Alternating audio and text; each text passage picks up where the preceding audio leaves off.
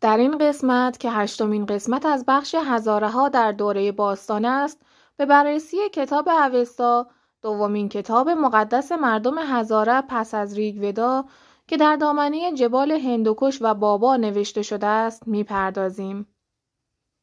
قبل از ادامه ویدیو لطفاً کانال را سابسکرایب کرده و علامت زنگوله را فشار دهید. ویدیوهای ما را لایک و نظرات خویش را ترجیحاً به زبان انگلیسی با ما در اشتراک بگذارید. در بخش قبلی بحث شد که زردشت پیامبر هزاره بوده است.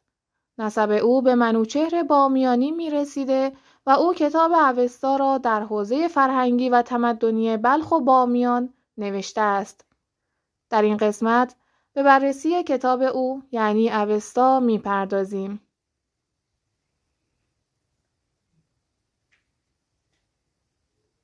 اوستا یک کتاب مقدس بلخی و هزارگی است که در بامیان و بلخ نوشته شده است. جغرافیایی که در آن تقدیس شده است ملک هزاره و مردم و طوایفی که در آن حضور دارند مردم هزاره است.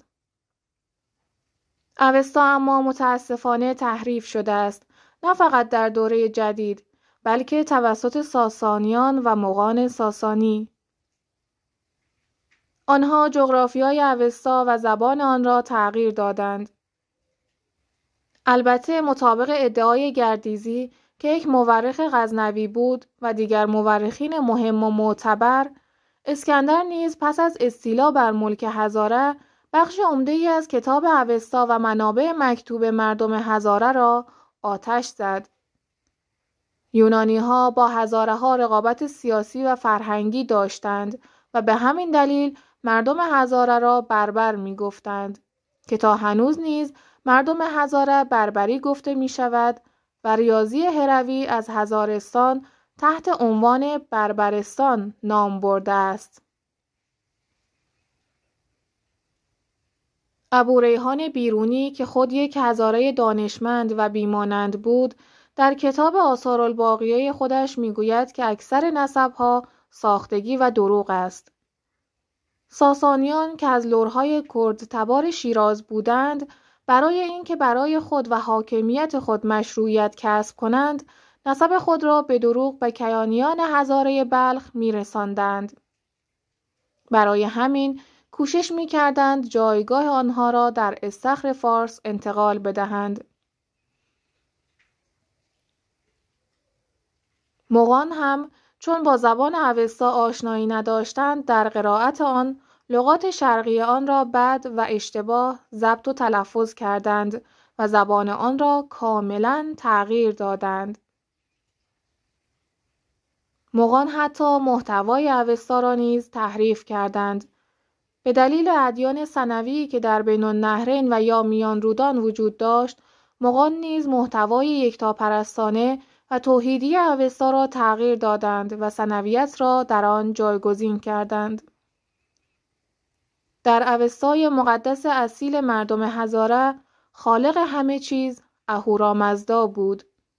او اسپنتمینو که خرد نیک است و انگرمینو که خرد بد است را خلق کرد و این دو مخلوق آن خالق یکتا با هم در نبرد شدند.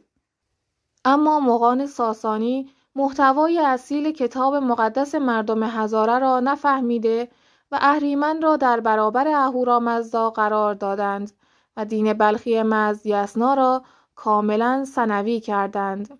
همه مورخان و شاهنامه و منابع پهلوی اوستا را کتاب بلخی و متعلق به بلخیان و زابلیان هزاره که آن زمان ایرانی خوانده می‌شدند دانستند. زردشت در بلخ ظهور کرد. دلیل اول است.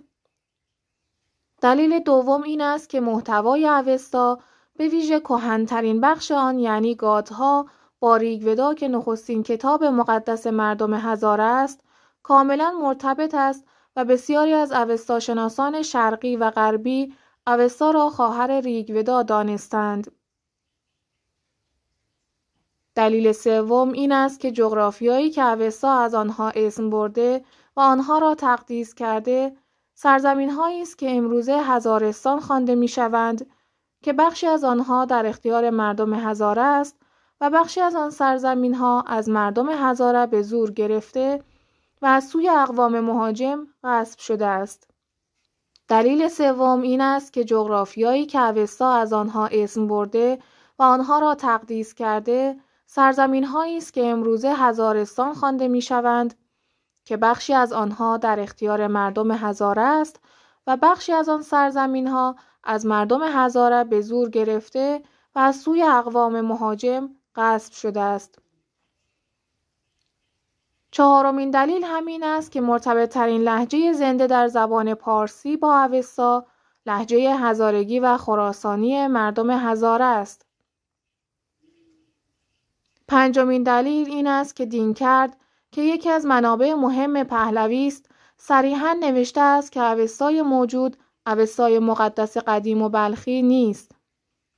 پنجمین دلیل این است که دینکرد که یکی از منابع مهم پهلوی است، صریحاً نوشته است که اوستای موجود اوستای مقدس قدیم و بلخی نیست، بلکه شکل تحریف شده آن است.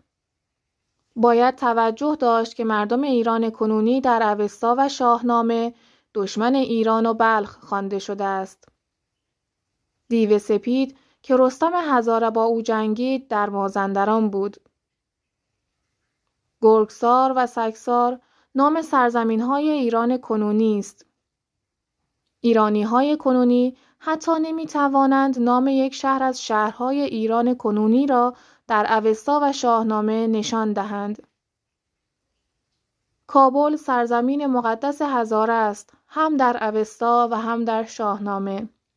اما نام تهران کجاست؟ اصلاً مطرح نیست.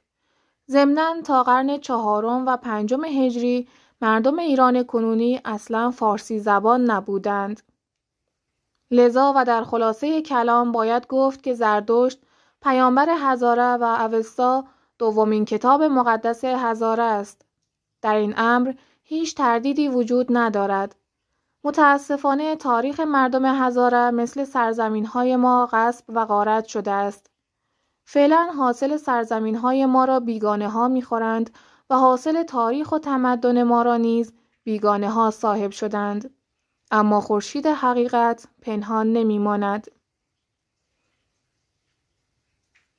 در بخش بعدی سرزمین‌های هزاره را در دوره کیانی و قبل از اسلام از طریق شعر معروف فردوسی توضیح می‌دهیم تا بدانیم که ملک هزاره از کجا تا کجا بوده است.